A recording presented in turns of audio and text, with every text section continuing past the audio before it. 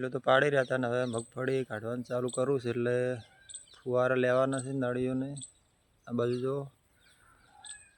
અડધા ફુવારા આપણે લઈ લીધા છે આ બાજુથી અને અડધા જો આ બાજુ હજી આ બાકી છે 5-6 લાઈનના ફુવારા લીધા છે નળીઓ બધા એ લેવાની છે પાણી કાઢીને ને આ બાજુ થોડી 2-3 નળીઓ આ બાજુ છે ને એક આ બાજુ છે એટલે એ બધું બાકી છે ને બીજું અડધા લઈ લીધા છે પછી ચાલુ કરવાનું છે આપણે મગફળી કાઢવાનું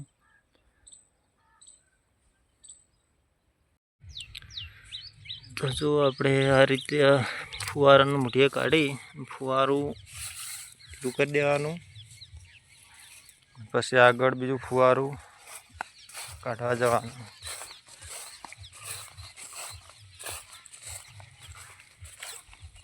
તો આ બીજું ફુવારું આપણે આ ફુવારાનું મૂઠિયું પણ કાઢી સીધું જ નળી ખેંચવી પડે જો આડાવડું ખેંચો ને તો ભી બટાઈ જાય એટલે સીધું જ ખેંચવું પડે ને કંઈ હશે ને અહીંથી બટાઈ જાય ફુવારું તો ફેર નવું નાખવું પડે અને આ રીતે જમીનમાંથી ફુવારું ખલ્લા કરી દેવાનું એટલે ફેર આપણે વળતા બધા ફુવારા ભેગા કરી અને લઈને સમા શેડે આપણે મૂકતે ફાવે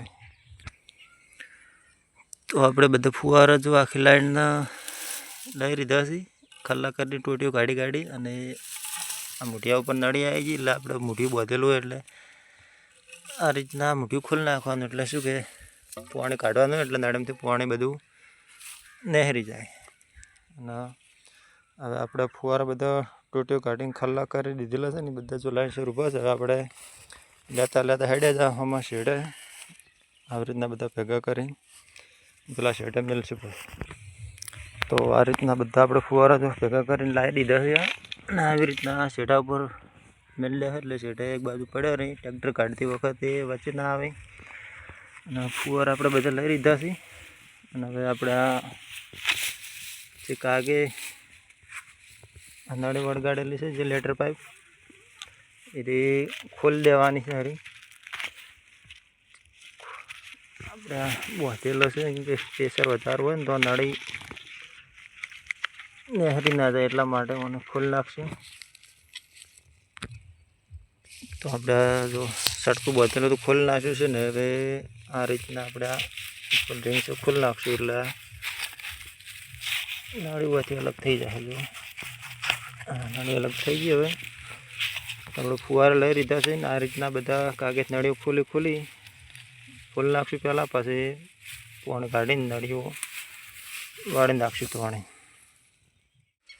તો આ બાજુ જો ડબલ કાગ લગાવેલા છે એટલે એક આ બાજુ પાણી જાય આ લેટર પંપ થઈને રજકા બાજરીમાં અને આપણે આ બીજો કાગ લગાવેલા લીટરમાં થઈને જાય મગફળીમાં તો આપણે રિંગ ખોલી નાખશું અહીંથી નાળી થઈ જાય ખલ્લા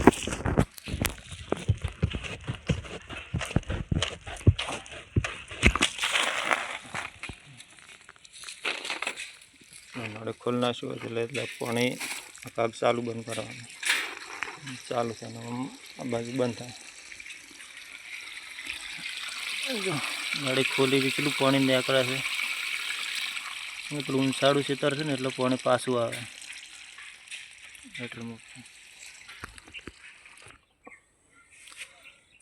હા એ આપણે કાગ ખોલી નાખ્યો છે મૂઢિયાથી લેટર બધી છૂટી કરી નાખી છે બધી હંમેશા મગફળી આપણે તો હવે બધી લેટર છૂટી કરી નાખી ફુવારા લીધા રહેશે નળી એમથી બધું પાણી કાઢી લેટર ઊંચી કરીને પાણી કાઢીને પછી આપણે નળીઓ ખેંચશે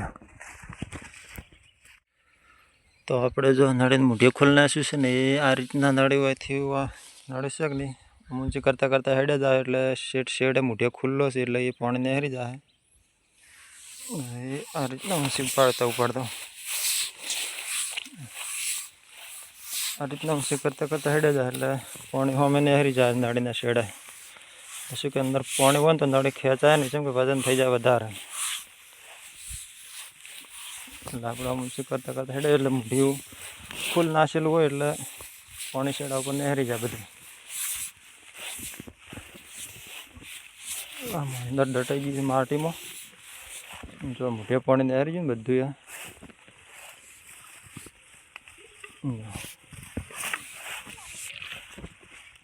બધું પાણી મોઢે નહેરી છે ને આ રીતના નળીઓ બધી ખાલી કરી નાખશે આપણે, એટલે નળીઓ ખેંચવામાં પણ વજન ના પડે. એટલે તો આપણે જો આ રીતના નળીઓ વાળવાનું ચાલુ કરી દીધું છે. તો આ રીતના પગ ઉપર રાખી અને નળી વાળી જવાની. તો આ રીતના નળીઓ વાળવાનું ચાલુ કરી દીધું છે.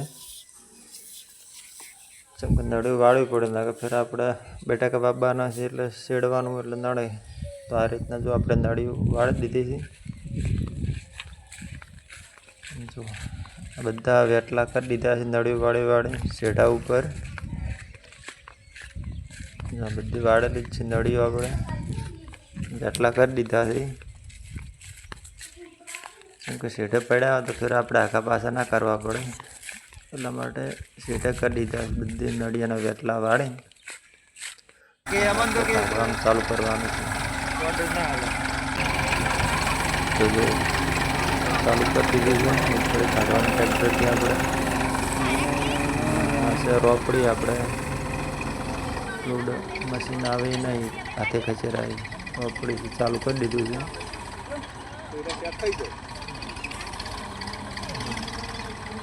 આ બધું ચાલુ કરી દીધું છે. હવે ઉપર 2 કટ્ટા મિલી વજન એટલે શું કે રોપડી છે ને ઉપડી ના જાય, એટલે ગોટા ના ફરવાય, એટલે વજન મિલ્યો છે. આ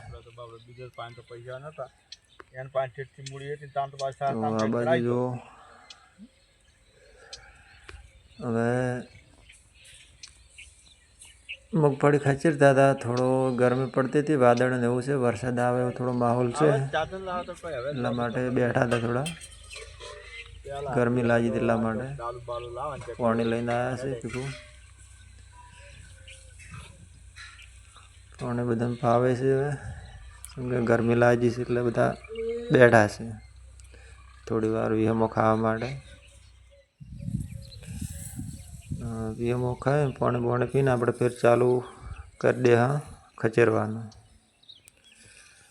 તો જો આપણે ખચેરવાનું ચાલુ કરી દીધું છે. ફેર આપણે જો આટલું ખચેરાઈ ગયું છે.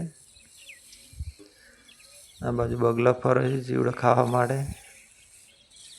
ખચેરવાનું ચાલુ છે. આજે મજૂર પણ ઓછા હતા, 2 જણા જ હતા, 2 થી 3 જણા હતા, એટલે ઓછું ખચેરાનું.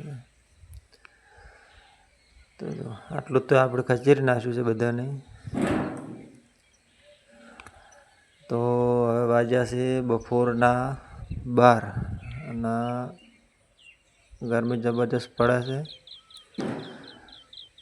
ભૂખ પણ લાગી છે. તો આટલું ખચેર્યું છે, એટલે એક ઓર બાજુ છે એટલું ખચેરી અને આપણે ઘરે ખાવા જા. પછી બપોર ચડાવી અને જો મગફળી આપણે બેઠી છે થોડી. વરસાદ આખો ચોમાસું ચાલુ જ હતો, પણ તો મગફળી સારી બેઠી છે, પાછી છે કમ્પ્લીટ રેડી. તો આપણે હવે બપોર પછી ચાલુ કરશું. તો જો બપોર પછી આપણે ચાલુ કરી રહ્યા. મગફળી ને બધું આખું ક્ષેત્ર નીકળી ગયું છે. જુઓ તમે રેડી વધના પટી ગયું છે આ એક ક્ષેત્ર. તો રેડી થઈ ગયું, ખાલી થોડું મોસામાં ટ્રેક્ટર હેડ એવું આપણે પેલું કર્યું હતું એ બાજી રહી ગયું, નાખી દે. આ બાજુ જો આપણે મગફળી ફેર આપણે તપાસ કરી છે, બેઠી છે. બિહારમાં તો સારી બેઠી છે અને પાકમાં પણ સારી છે, રેડી છે.